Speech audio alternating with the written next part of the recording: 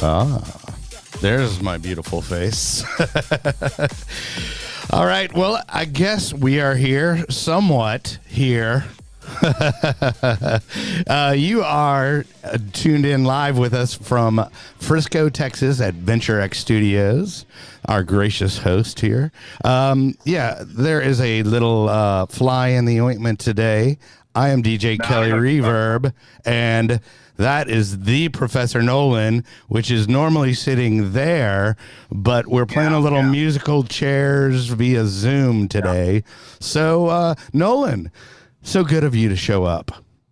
Yeah, I was going to be there, but when I walked out of my door, there was a burning baby in the tree. And then? Well, no, the tree was on fire. There was a baby. There was an old lady who was sick. There was a car crash too.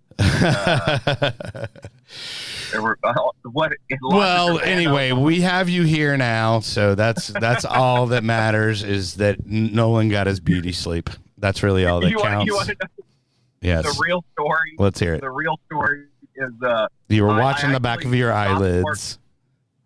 Go ahead. Yeah. Well, no, it is. I slept in, but because I actually stopped work a little early because I was like, I got the show in the morning, so we'll shut down work a little early. That way I'm well rested. Sure. Went home, watched the documentary on all the plastic in the oceans in the world. Okay. Yeah. I've heard of Plastic Island. Yep. Hey, you gotta be up on the plastic, and you gotta know. And then I went to sleep like the show didn't even exist. No alarm necessary. Well, we appreciate that here. Yeah. All right. Yeah. Well, it was high on the priority list. Yeah. Well, we know your prima donnaism. It's okay. It's okay, Nolan. I mean, you just did it so you could vape during the episode, right? Yeah, that's pretty much. That's probably the real reason, right? Subconsciously. Well, for that. Just in case all of you that haven't tuned in before, this show is to help people obtain and maintain sobriety. So, we brought in, we'll just jump to him because he has got a lot to say. He is very active in the sober community. I see him. I can't unsee him. He's everywhere. And now he's on this pink cloud. But this is Michael Moulton. He has a show called M2 The Rock, and that is a radio show. It used to be. I mean, and now it's internet. It's all digital and video. Okay. But we were terrestrial for over a year at iHeartRadio. Yeah. Drive home traffic, and it was kind of cool. I was side by side with Russ Martin, rest in peace. Yeah.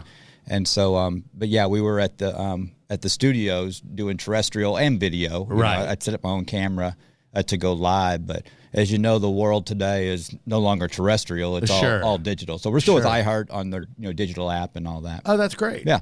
Well, cool. Well, so let's just jump into it. I mean, basically what we do is obviously you are sober. We were talking about that. Yes, I hope so. Yeah, right. As sober as I can be. Right. So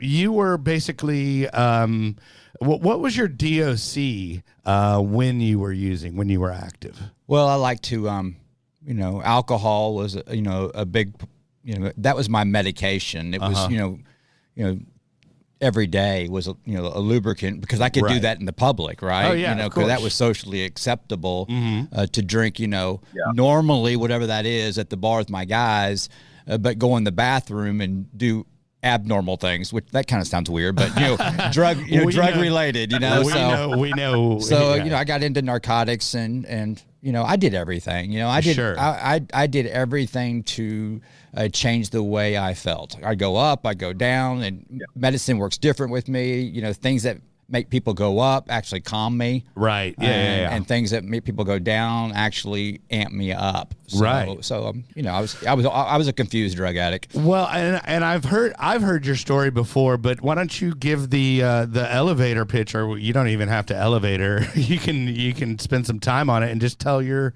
backstory, so the people know where you're coming from. Well, I appreciate that. You know, when we tell our story, it's, I was taught, to share what it was like, what happened, and what it's like today. And so, what it was like is a very small part of my story, because if that is the main part of my story, maybe I'm not sober, maybe I'm not done. Right. Right.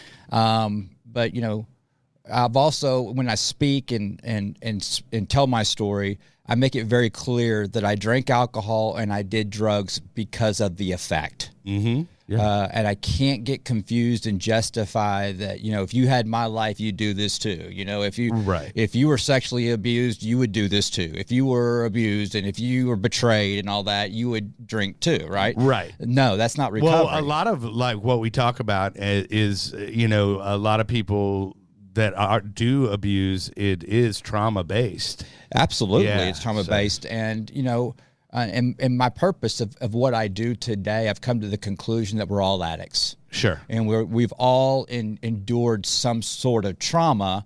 And what happens is that the enemy gets in our head and go, well, I'm not going to share my trauma because it's not as bad as him or her. Right. So, sure. Who cares about my trauma? Trauma's trauma. Right. I mean, there are people who are traumatized because their dad did not come to their championship football game, and that's real. Yeah. That's real trauma. Sure. And trauma in my... Yeah, absolutely. Yeah, trauma in my world leads to resentments. Yeah. Go ahead, Professor. Yeah. Well, what I was going to say is, it's going to be, I'll keep my comments to a minimum. It's all good. It's your show. Yeah. Well, well, normally when I'm there, it's helpful when I'm there. But yeah, you're absolutely right. I mean, it doesn't feel any different, right? I mean, the trauma that one person experiences because of X feels the same as the trauma that this person experiences because of Y. Putting them on some sort of weird scale that says this is worse or better or harder or more difficult to deal with than this over here is completely irrelevant. It feels the same on the inside. Has the same effects, and we can all relate on that level. Trying to get into the weeds of I only relate to people that have been through this is missing the point. So I like that you said that. Yeah, well said. It's a good point. The brain. I've learned that the brain processes trauma and pain the same way as it processes depression. Anxiety. It's pain, and so there's no what does that mean? There's no difference between a broken femur bone and trauma. And so when we go to the hospital and we are given opiates, for the pain, what happens? The pain goes away. Sure. And so they prescribe us opiates, and we go, wow, I don't feel pain anymore. I'm starting to feel like other people look. Right. And so I continue to take... Or so you conceive. Right. Yeah, And so, I start taking the opiates because the pain's gone away. And so, that's a whole other story about how the opiate crisis. So, but, my personal story is it's no different than anybody else that is addicted to drugs and alcohol and is struggling. I drank alcohol and I did drugs, and there was that moment where something happened and it worked. Right. And I continued to drink and do drugs to chase that one spot. Sure. And there were consequences, and stuff started happening, and I started getting found out. So I would start lying and isolating to protect my God of my understanding, which is drugs and alcohol. Sure. Right? And so I was willing to go to any lengths to protect that. And then there comes a time where, I look in the mirror, literally, where no one's around, and I go, something's wrong. Sure. Something's wrong. I'm never drinking or doing drugs again. Can y'all relate to that? I love that speech. So when we do that, we mean it. We really do mean it. We really do mean it. Yeah, this is it. That's it. This is bottom. And so we're drunk and high again that night, but it's not a burnout, but it's like, I just need to level off. Sure. I can't just detox and just quit cold turkey. And of course. And that's what the disease does. And then we never we end up in this sick cycle. You end up not quitting. Right. I have a broke brain trying to fix a broke brain. Sure. And unfortunately, I hurt a lot of people in the past, Yeah. and so, key things like, you're selfish. I never understood that word because I've always been a good guy, but when people call me selfish, I heard you're bad. Yeah. And then they started talking about God and church, and I didn't want any part of that. Right. I'm not into witchcraft. Witchcraft. And so I started hearing all this stuff until the pain gets bad enough. Right. And, I started going to, back in 2000, I started going to some support groups and going in and I would hear their stories and I would say, wow, those guys are just dealt a bad deck. I got lots of money. Sure. I own a company. I got a house.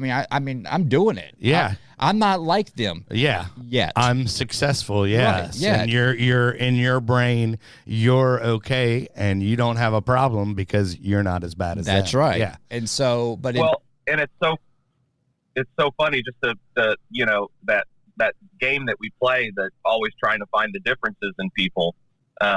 When I first approached support groups and things like that, I was the exact opposite. I was a complete Yes. Yeah. I had nothing to my name, no place to live, anything. Right.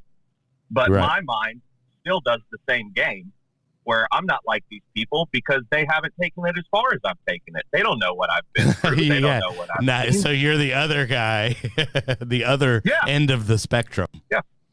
Well, I became, and the point being, that's how our brain works. Yeah. Addicts and alcoholics in general. It's how it works. It's always trying to find some reason why you're not like these people. Right. In 2002, I finally I took the strong suggestion from loved ones, and my former wife said, you need to go to you're an alcoholic and drug addict when you're always saying former wives, right? And then we blame it on them. But so I went to Betty Ford in 2002 because that's where real important people who have money like me go, right? Sure, of course, yes. It's established. It's okay. Right. They better have a bed in society. They better have a bed ready for me or a room ready for me because I'm going there and I'm the client and they're going to do what I tell them to. Better be fully loaded cable too. Right. So they're going to do exactly what I say because I'm the client. And I'll never forget this, that my counselor at the time said, you're never going to experience real sobriety until you do step 3. Well, what's that? Well, so I'm a 12-step program guy. Sure. It changed my life, and I owe it all to that. I don't represent any support group, but I do work the 12 steps, and so he said, you'll never get sober until you make a decision to turn your will and life over to the care of God as you understand him. And I said, I appreciate that. I don't want any part of that. I'm here to get fixed and go home and go back to work. Right. And so he goes, well, let me tell you something. He says, when we're in group, all you talk about are your 3 boys. That's all you talk about. All you talk about are your 3 boys. I also have a daughter. And, it's just like, you love these kids. You love these kids. Sure. And it's very apparent you love them. He says, well, what if one day they get up in the room and they cuss you out, spit in your face, flip you off, and leave? How would you feel? And I'd say, I'd be really sad. And he says, 40 years later, there's a knock on the door. And you open that door and those 4 grown-ups are sitting there. Do you let them back in your house? I said, absolutely. No questions asked. Sure. And he said, you've just described your God. And that was a seed that was planted that I'll never forget. In 2017, I walked out of the penitentiary after 27 mugshots, right. 4 felonies. How many rehab attempts? Numerous. And I walked out of, in 2017, I was accidentally released and walked out completing step 3. Yeah. So it's funny at Betty Ford, they said, hey, go to support group meetings, get a counselor, a coach, a sponsor, whatever that is. And men work with men, women work with women, and go to meetings. The penitentiary said the exact same thing. So, and my judge said the exact same thing. So once I got released, I traveled 300 miles by foot to get home and to turn myself in, and Judge Jennifer Bennett set me free. And but I was homeless. I was homeless, and sure. And I heard Brian Glenn from In the Know Business was looking for me, wanting to know where this big time home builder has gone. Right. And I shared this story with him, and he's like going, "Wow, what year was this?" And I said, "This was Friday." You know, and so, you know, iHeartRadio heard it. You know, Channel 8 News heard it, and it just is blown up. I'm not I've never been a radio TV guy, but now I am. So well, yeah. So like, we were talking about that earlier, how you actually stumbled into this, or, you know, how did that happen? How did that process happen from you going, okay, well, I'm sober, then I'm going to start talking about it, right? Right. Well, it happened when I was incarcerated, you know. Okay. Let me tell you what really happened, okay? In order for God to set me free, I had to set everyone around me free. And the first person I had to set free was myself. And so I am a spiritual guy. I'm a God guy. I'm a Jesus guy. And I very rarely talk about it, but I get to be a great witness for Christ and for recovery by my behaviors. I get to be a great witness and an example of recovery by my transparency. Sure. And so it's working. It's helping a lot of people because steps 1 and 2 has nothing to do with God. You know what I mean? And thank God, you know, step 3 is all about God, and that would run me away. But you know, what I did is I started being I had a spiritual awakening while I was incarcerated. I had a bright light experience. I mean, and I didn't ask for it. I didn't do this like magical prayer. It just happened, and so God started using me, you know, while incarcerated, and I started helping other inmates, and I started doing easy time, and I was at so much peace. I didn't know why, but I started understanding the reason why I was at so much peace is because I was out of self serving others. And it was literally by writing for them. They couldn't read or write, read to them. And, you know, I was introduced to this book, you know, Detours by Dr. Tony Evans. It was given to me by an inmate that didn't want to read it.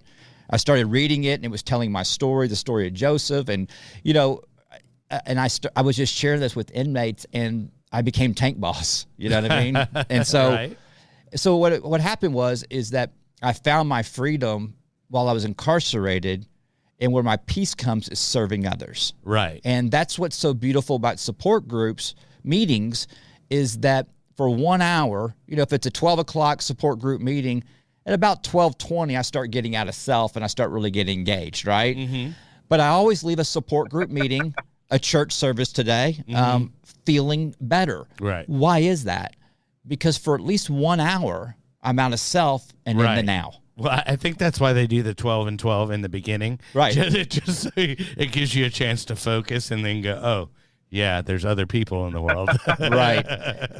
And something very powerful happens in support group meetings is that, you know, I get to sit down and share, you know, what's happening, and something really spiritual happens is that everybody in the room starts nodding their head, right? They laugh because they've done it and can relate. Oh, yeah. You know, and I feel safe. And I've taken the next step personally to take this transparency to the world, to speak to people who drugs and alcohol is not their DOC. Sure. But maybe work, gambling, pornography, food, exercising, hobbies. And I've come to the conclusion we're all addicts. Sure. We are addicted to visible things to try to fix our invisible problems. Right. And so Dr. Tony Evans says it best, you know, what is addiction? You know, addiction is the street name for the biblical term spiritual stronghold, false idols, you know. Okay. So what is that? It's a person, place, thing, you ready? Or thought that has become my source. Sure. Right? So codependency, thing is drugs and alcohol or the other things I named.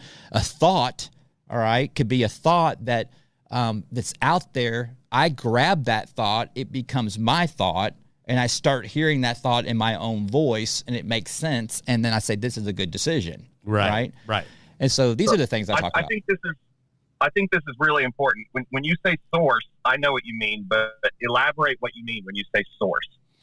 Well, it becomes when I say source, I'm searching for visible things to fix my invisible problems, whether it be people, You know, if I get with this girl, I can get sober because I'll do it for her, you know, or places, you know, I get addicted to going to places, or I shift the view and I say, you know, I start hanging out here and doing that. Things, drugs and alcohol, you know, or buying stuff, you know, I'm gonna buy this car. It'll change the way I feel. Shopping. You know, I'm gonna relate to this. I'm gonna go purchase this house. I know I can't afford it, but it'll make me work harder. Right. Right. I don't have the luxury to think like that. You Sure. know, thoughts are a result of fear. You know, just one more. Maybe I'm not a drug addict and alcoholic. You know, maybe I can do some controlled drinking. You know? Sure. I can't do controlled anything. Right. Yeah. I've never taken 2 Advil in my life. Right. And so that's what that means. Does that help? That's the recommended dosage is just for dumb people anyway. I mean, if you really want it to work, you need to take more. Right. Everybody knows that. So that's what that means is, and so I got 3 messages last night through social media. It was really cool. These are the messages I love. You know, hey, I really enjoy watching your show, listening to your stuff, hearing you speak, because it's so cool that drugs and alcohol is not my problem, but you've made me realize that, man, I've got some issues. I got some problems. Right. That's got my life unmanageable. Right. Yeah. No, I understand. I mean, I totally agree with that 100%. So real quick, we need to get in our sponsor here, our lovely Summer Sky.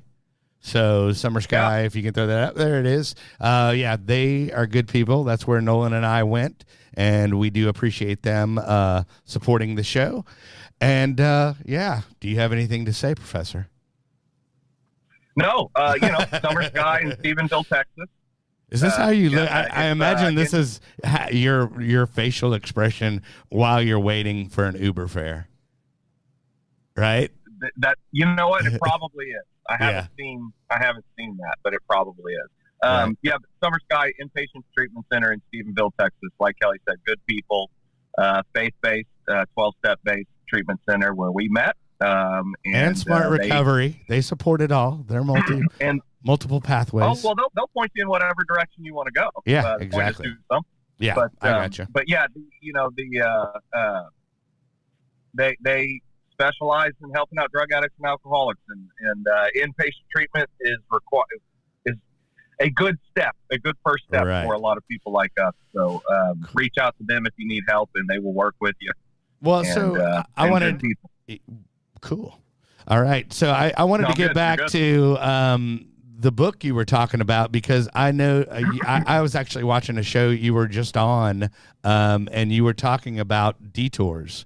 So you were delving into that a little bit more. So can you expound on that? Absolutely. Yeah, you know, it's a book that really helped the Bible even become more clear to me. And Dr. Tony Evans, and he's a very well-known pastor in the world. He's a huge following, and I never knew all this, but you know, when I got this book and I started reading it, you know, he talks about that detours are placed in our life as an opportunity to get stronger and get closer to God, you know? And so he uses the example of, you know, we drive the same way to work every day, and we've got our structured routine, and we're in the groove, and all of a sudden there's a detour in the road, right? And it's like we get mad, we get angry, like, how can this be happening to me? But we take the detour because we have to. Sure. But once we take the detour, you know, if I'm spiritually fit, I'm like driving the detour going, oh, I didn't know this was over here. Right. I didn't know this restaurant was here. I didn't know this was here. And it's like, cool. I mean, I'm glad we took this detour, I'm right? checking stuff out. Right. Yeah, and if I'm not spiritually fit, you know, I don't see that stuff. Sure. And I'm angry and I hold on to it. And it may, you know, change my world where, you know, I go do what I do, right? Sure. So that's kind of a snapshot of what a detour is, and it's a planned detour by God. And so what happens is we learn to take our past and see how God was always in control, was always working. This book really helped me with forgiveness. You know, it really helped me with, like, how do we know if we've forgiven someone? How do we know if it's worked? And Dr. Evans says in this book, it's that, you know, true forgiveness is when we stop planning revenge in our head or literally. We're not gossiping anymore, because gossip is a form of non-forgiveness and resentment. So he talks about that. These words that I've always heard, forgiveness and grace. What does it really mean? And so he touches on that. He talks about a lot of things in here, but I highly recommend this book. It's an easy read. I highly recommend to download his app and go watch his stuff. And it's really cool. It looks like an easy read. I'm like, it's not like War and Peace, right? So it's not like an encyclopedia. I can maybe handle that, or I can at least get it on audiobook, right? And he's funny, he's funny. He's got some fun stuff in there, and he's amazing. He's amazing for me, and I've gotten to get to know getting to know the team. So I had just a random thought last night, and I want to try this out, but. And we can each take our chance to answer. But I wanted to know, for our guest, of course, what was the worst part of addiction for you? The mental obsession. Okay. Yeah, that was the worst part of addiction and the insanity. For the normal definition of insanity is doing the same thing over and over and expecting different results, right? Mm-hmm. That's not my definition. Sure. I got so sick that I was doing the same thing over and over, knowing what the result was going to be. Right. The addiction, the mental obsession, that's all I think about. It's all I would think about. I would cancel meetings. I never stuck to a schedule. Everything revolved around drinking and drugging. And the painful thing about it, addiction is all the lies and the spinning all the plates and keeping my stories straight. It's exhausting. Oh yeah. Like we always say, it's a full-time job. Yeah, and you work for alcohol and drugs. Yes, and just that inner hole, that emptiness inside that I literally just filled with chaos. Yeah, and it's a void that that obviously cannot be filled with drugs and alcohol. But it's that's how you've learned to cope with it, and it's a coping mechanism. That was the tools that I had. Yeah, and the great thing is that today I love sharing, and being a service to people to say, hey, you never have to feel this way ever again. Yeah, And so speaking of that, okay, so what would you, like, somebody out there that's listening today, what would you say, and they say, hey, I think I have a problem. What would your advice be for that person? Well, to get honest, that's a spiritual principle behind step one. Admit that you're powerless over drugs and alcohol. We'll use that as an example, and that your life has become unmanageable.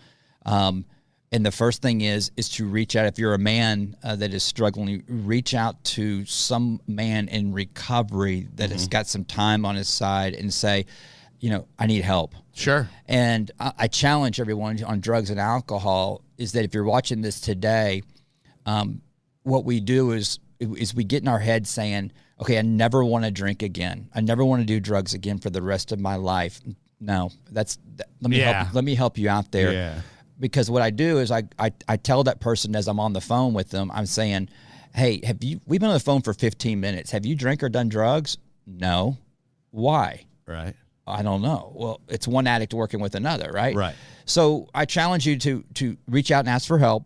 And just, can you go the next 5 minutes without drugs and alcohol? It's amazing. They immediately say, no problem. Okay, it was easy to say that, right? What is that? They don't realize that they have faith. That's faith. Right.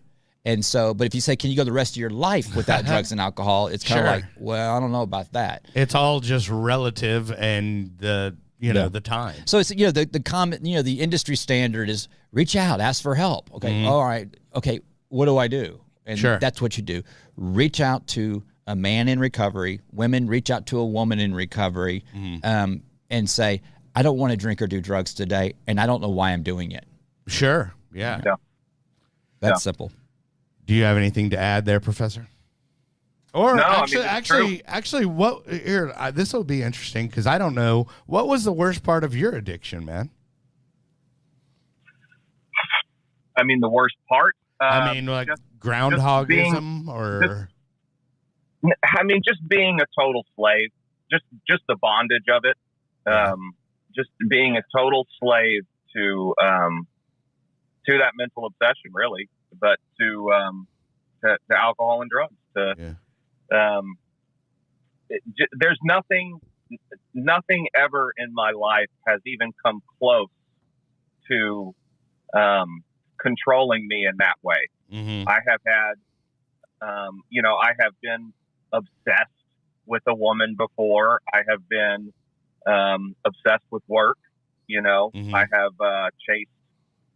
chased okay in money and things like that. But the power that alcohol and drugs had over me was to this day really is almost, it's impressive almost how powerful the hold was.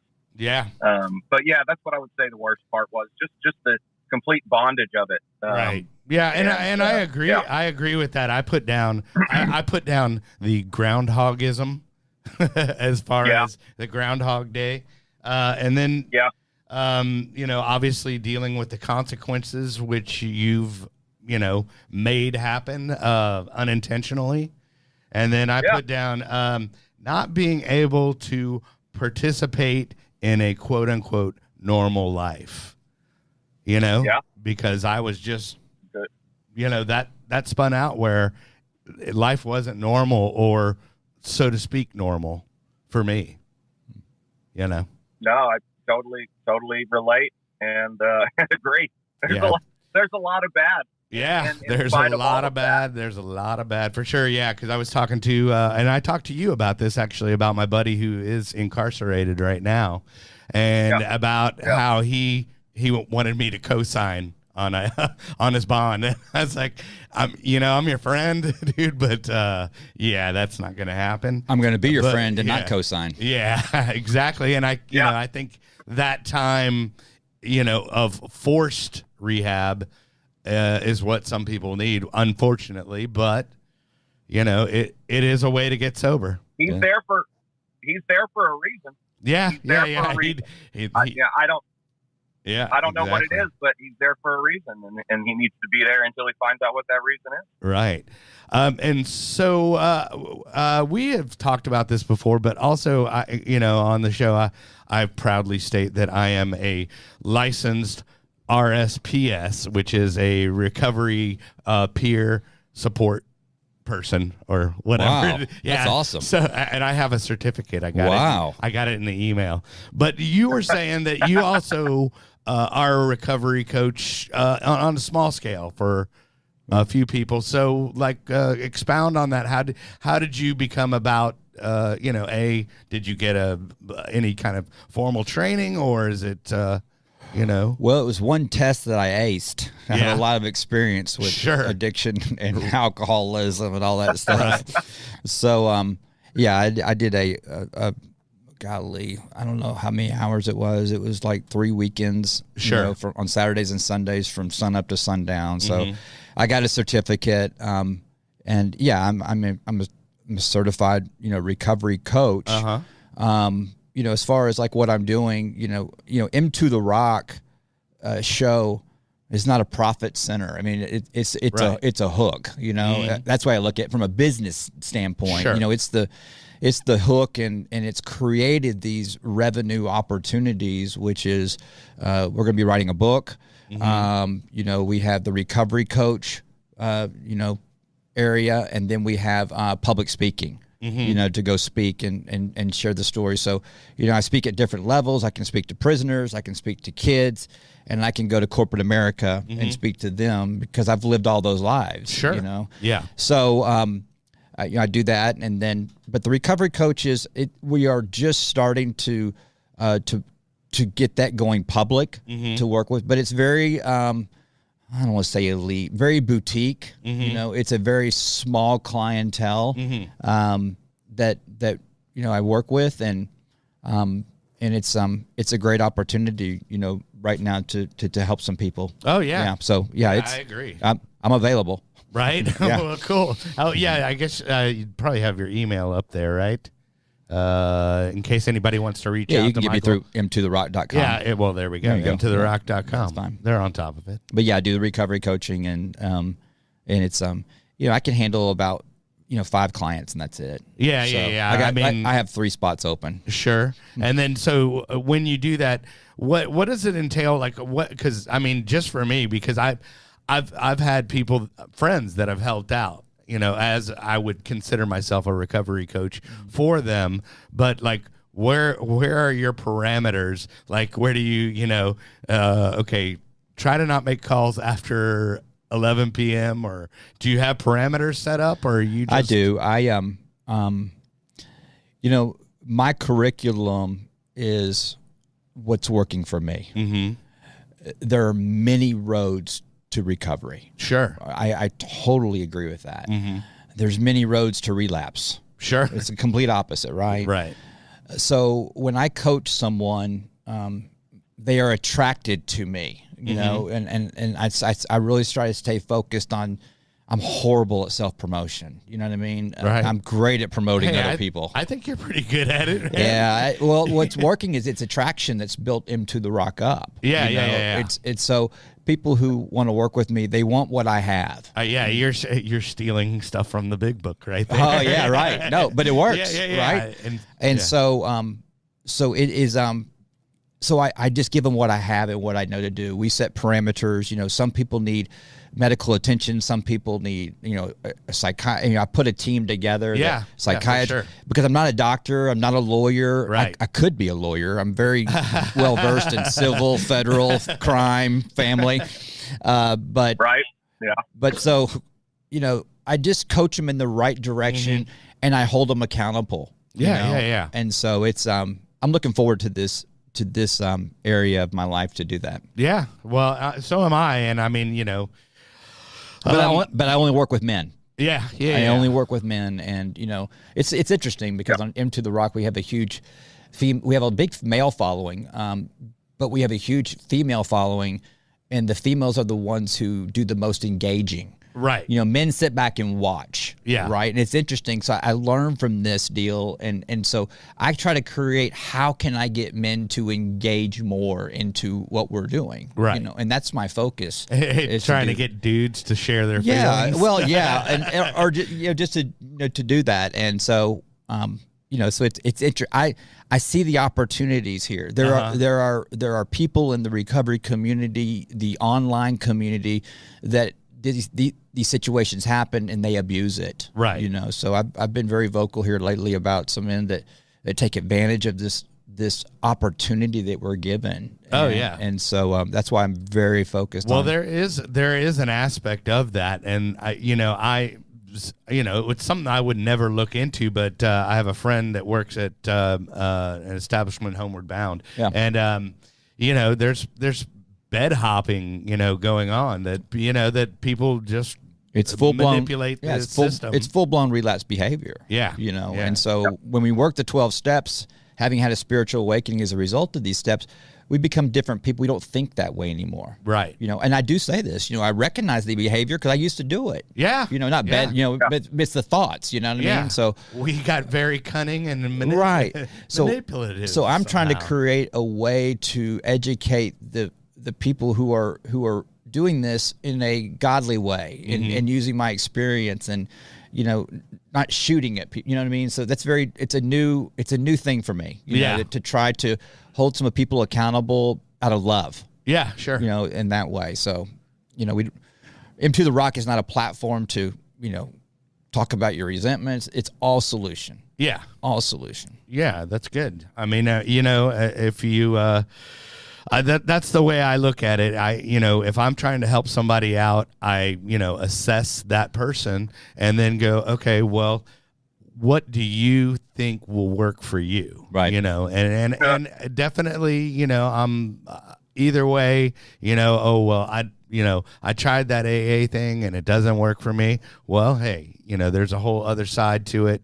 Give this a try and see if you can relate better, or try another group, because guess what? There's 9 million of them out there. So. Well, here's my firm boundary as a coach. Yeah, is complete abstinence. Okay, so if someone, I've had this before, hey, I'm gonna stop drinking and doing cocaine, but I'm gonna smoke weed, and I'm gonna say, well, I'm not your coach. Yeah. Right. That's kind of like coaching a football player, and he says, listen, I'll play for you, but I'm only going to play 7 plays a game. Right. Okay, well, you can go play for somebody else. Right. And I do that out of love. Yeah, sure. That's a luxury I don't have. Right.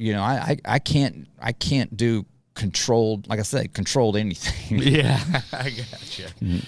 Do you have any questions over there, Professor? You're looking deep in thought. No, well, I mean, no, I absolutely agree with what you just said. Complete abstinence. I mean, for one, I think that the best way I can describe it is, I'm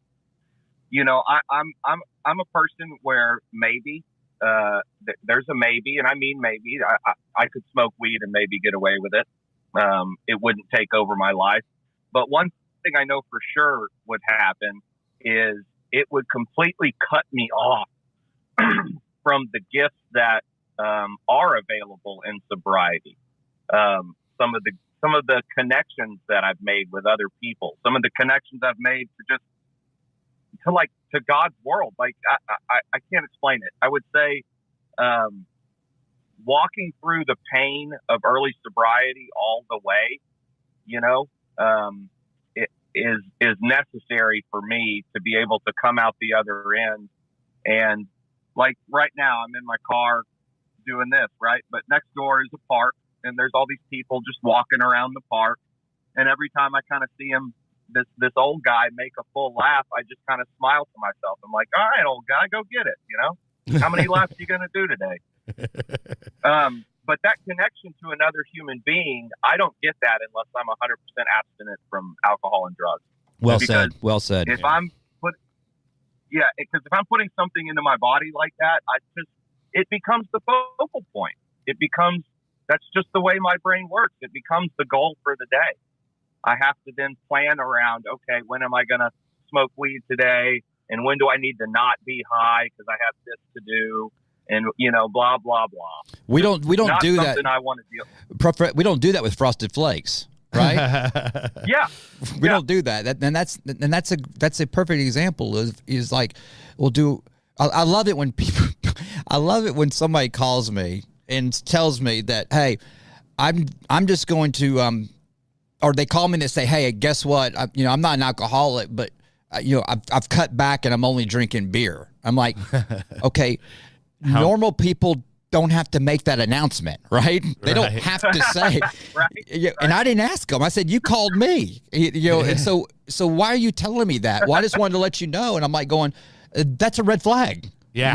I'm not going to call Professor and say, hey, I just want to reach out to you and let you know that I'm only drinking 2 glasses of milk this week. Right. Right.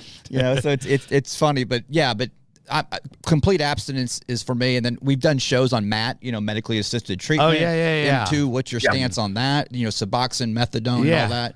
And I'm not a doctor. Right. Yeah. We actually had a doctor on here, Dr. Robert Hernandez, shout out. And we actually talked about harm management. Yeah.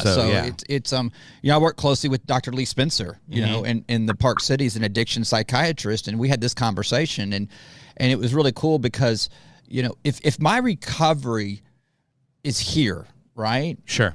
And Matt is here, guess what happens? Matt goes away. Right.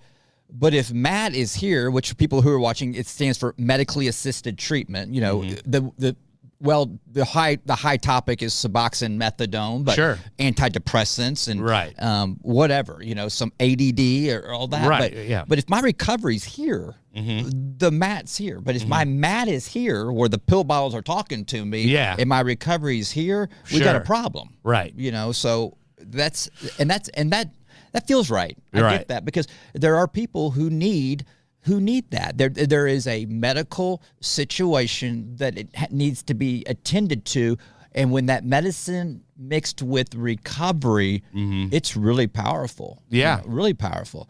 The medicine mixed with alcohol and drugs is really powerful. Yeah, right. Yeah. And so it's the complete opposite. So I highly recommend that, if you're, reach out to an addiction psychiatrist that specializes in this. Yeah. And I mean, whatever. And don't run game on them. Right. Yeah. Just be honest. Definitely. Yeah. It's so funny because a lot of people, that I talked to since I came out, as far as, being in recovery, have reached out to me, and they're starting to tell me all this heavy stuff that happened to them and their trauma. And I'm like, have you, do you have, a counselor or psychiatrist? And they go, oh, yeah. I go, have you ever talked to them about it? And they're like, no. And I'm like, that's what they're there for. Right. So, it's the medically assisted treatment is a very, hot topic. And also the other topics is, a lot of people who, I get really, getting drug addicts and alcoholics to follow us and follow our show and all that. That's easy. Mm-hmm. That's easy. And so my mission is to, and the other ones that we get, are the codependents. Hey, please help my husband, please help my wife, and and all this. The response is, what are you doing to get help? So codependency is a huge deal. There's a support group called Al-Anon. And so what happens is the drug addict, alcoholic, or the gambler, or porn addict, whatever it is, okay?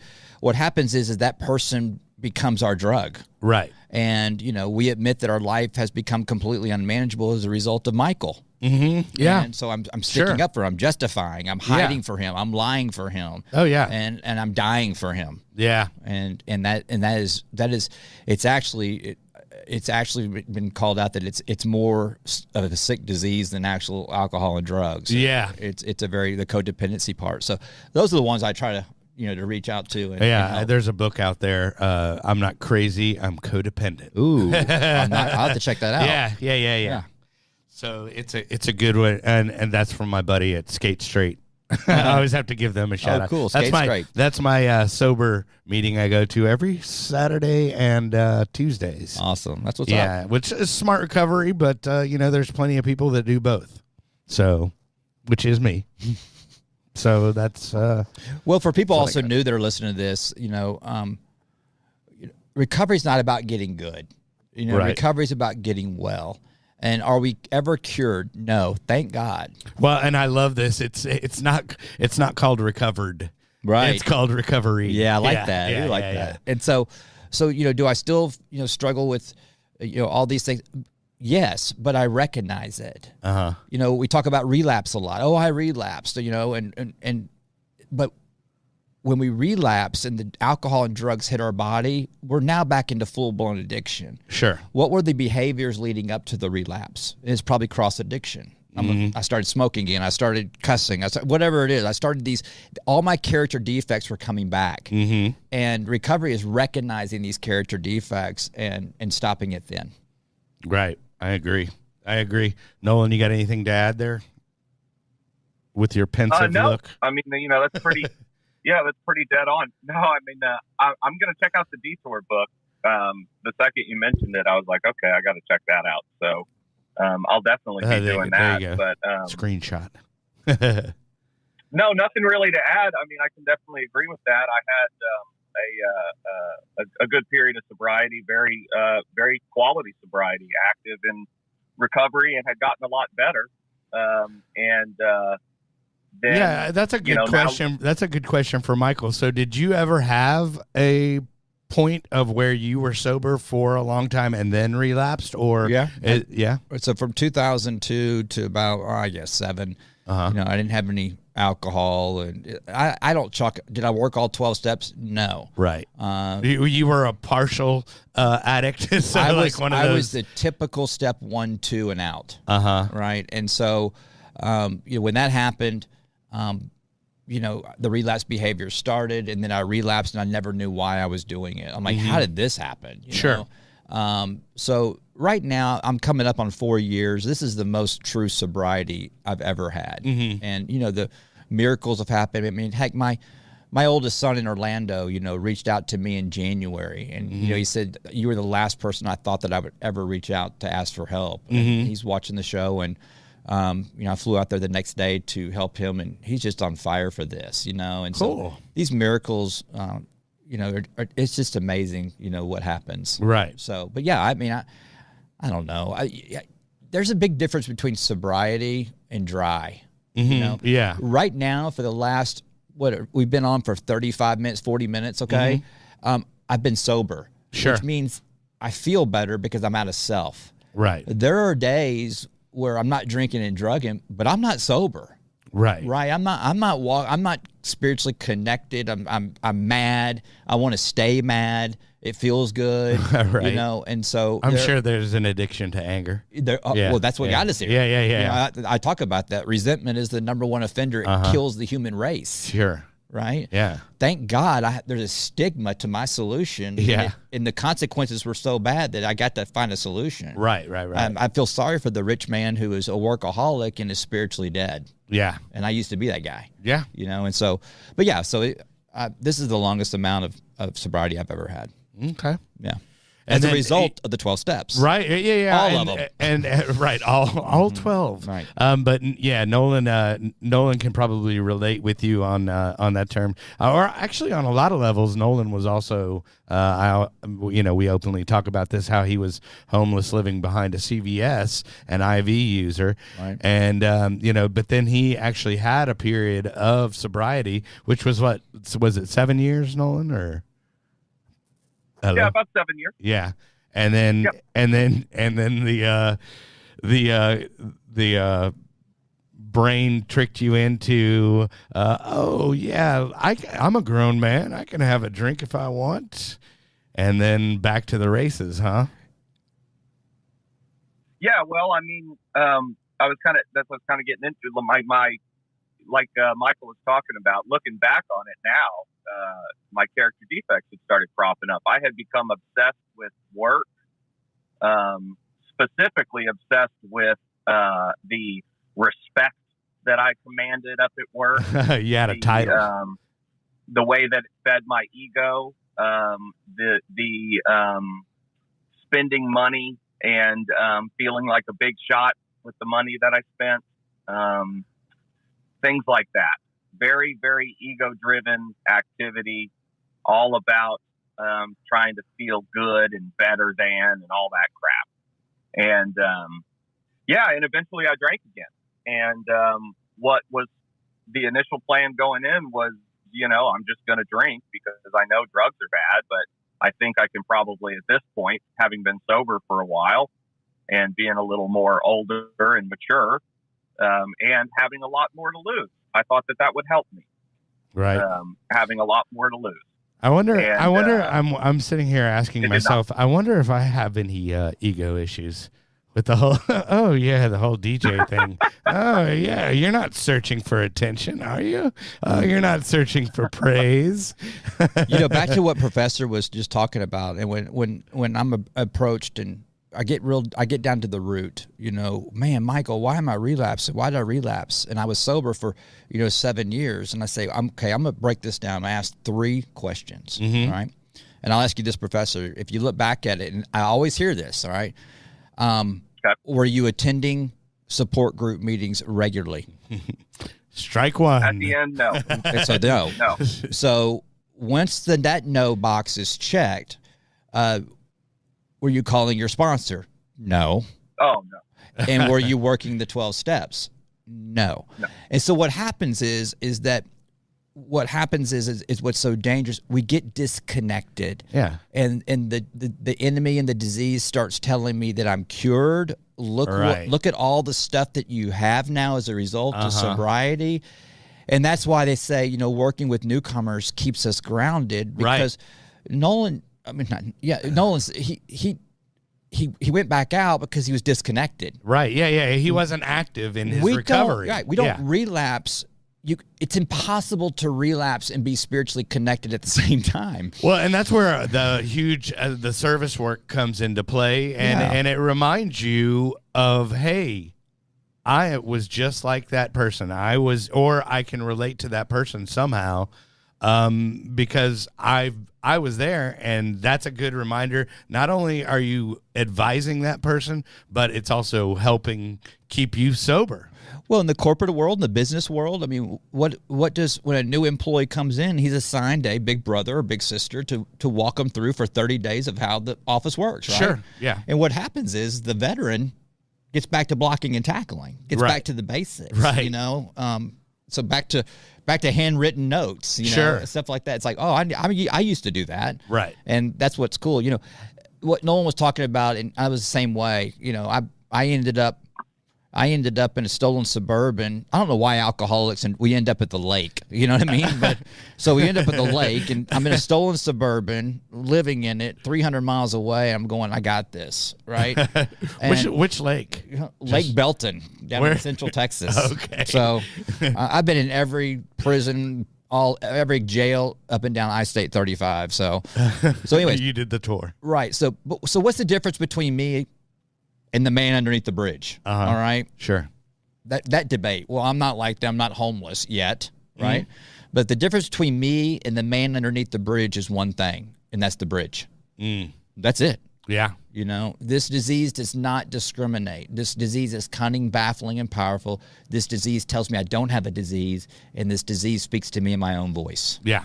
Right. Yeah. And so I'm super proud of both of y'all. I mean, well, thank you. I love what y'all are doing here. This is great. Well, I mean, I love what you're doing, and it's not like I'm reinventing the wheel. I am just another loudspeaker. Yeah, yeah. You know, I mean, literally, like, you know, a loudspeaker. You know, just echoing the message out there, and letting people know that there's hope. You know, there is hope. Yeah. So there's hope. There's real answers out there. Yeah. There are real answers to that problem out there. Yeah. We have a great gift. We do have the gift of willingness. I was willing to go to any length to get my drugs and alcohol, and I was willing to go to any length to try to convince you that I'm not using. Right. Right. And recovery is the same thing. You know, we're willing to go to any length to make a change and to get different, because we're sick and tired of being sick and tired. Yep. And for your listeners and viewers out there, is that today you never have to feel that way ever again today. Right. Yeah. That's all we got. Yeah. I mean, we're, you know, a testament to it. I mean, you know, two homeless people and one guy that would sleep for 16 hours a day. Wow. Yep. So, and we're all sober and here at relatively on time. That's to you, Nolan.